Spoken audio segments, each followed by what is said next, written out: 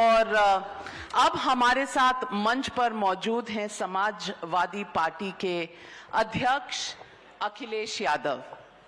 अखिलेश यादव जी, कल की गहमा गहमी के बाद आज कुछ चैन की सांसें मिली? यूपी की पॉलिटिक्स में कभी आराम नहीं है और इस फील्ड में लगातार काम करना पड़ता है। जो लगातार काम करेगा वो कामयाब होगा। लगातार काम तो जरूर करना पड़ता है, लेकिन कुछ कुछ राजनीति डिनर पर होती है। डिनर पॉलिटिक्स में डिनर पॉलिटिक्स आपकी तरफ से हुई, डिनर पॉलिटिक्स योगी जी की तरफ से हुई। डिनर सबने खाया और फिर साथ चले गए उस तरफ, एक आया ही नहीं राज्यसभा के चुनाव में। ये कैसी चली है अब के हवा तेरे शहर में? अगर डिनर तक बात पहुंची है तो समाजवादी पार्टी की जो कैटरिंग कर रहे थे वो ताज से हो रही थी। लगता है कुछ लोगों को ताज का खाना पसंद नहीं है। अब मुझे दूसरे पक्ष की कैटरिंग कहां से थी वो नहीं पता मुझे।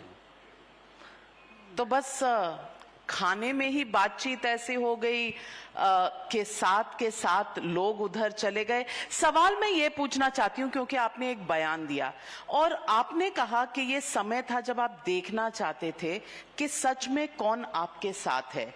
इसके लिए क्या राज्यसभा के चुनाव करवाने जरूरी हैं, ये जानने के लिए कि अखिलेश यादव की पार्टी में कौन सच्चा साथी है? देखिए, आपने डिनर की बात की लेकिन डेजर्ट्स की बात नहीं की। डेजर्ट्स लगता है बीजेपी के पास अच्छे हैं। जलेबी दे रहे हैं कि रसगुल्ला दे रहे हैं कि गुलाब जामुन दे रहे हैं। अच्छा, गुलाब जामुन में कुछ भर कर के भी दिया जाता है आजकल।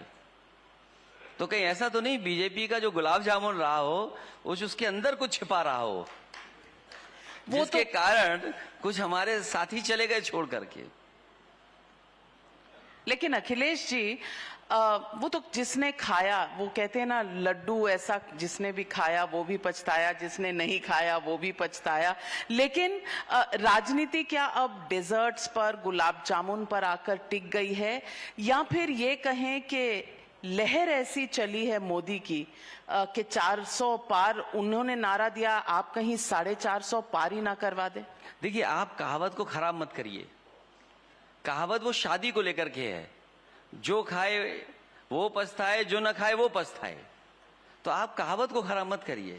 नहीं, और क्या है ना कि बीजेपी को अगर ये लगता था कि हम बहुत ताकतवर हैं, हम अपने काम पर भरोसा करते हैं, हम कुछ उद्घाटनों पे भरोसा करते हैं, तो उन्हें दूसरी पार्टी को तोड़ने की क्या जरूरत है? दूसरे दल के लोगों को लालच देने की क्या जरूरत है? आप उनका रिकॉर्ड निकलवा रहे हो कि इनके किस थाने में एफआईआर है। अरे भाई, एफआईआर थी तो आपने पहले क्यों नहीं याद रखी? आपको केवल वोट चाहिए इसलिए एफआईआर याद आ रही है। और फिर दिल्ली से लेके लखनऊ तक, दिल्ली से लेके लखनऊ, लखनऊ से लेके दिल्ली। अरे आपने तो इतना काम किया है, अमृत काल चल रहा है आपका, आप विश्व गुरु बन गए हो, आपने तो न जाने कितना इंफ्रास्ट्रक्चर काम किया है। फिर आपको जरूरत क्यों पड़ रही विधायकों की? और फिर आपका अपना नहीं, दूसरों का उधार के लेकर ले रहे हो आप। और आपका जो टॉपिक अच्छा है, नवनिर्माण। मैं समझता हूं यहां जितने लोग आए होंगे और आप भी जिस रास्ते से आए होंगे, ये एग्जाम्पलरी काम समाजवादियों का जो दिखाई दे रहा है, ये जो अंसद सिटी है, ये समाजवादियों का काम है।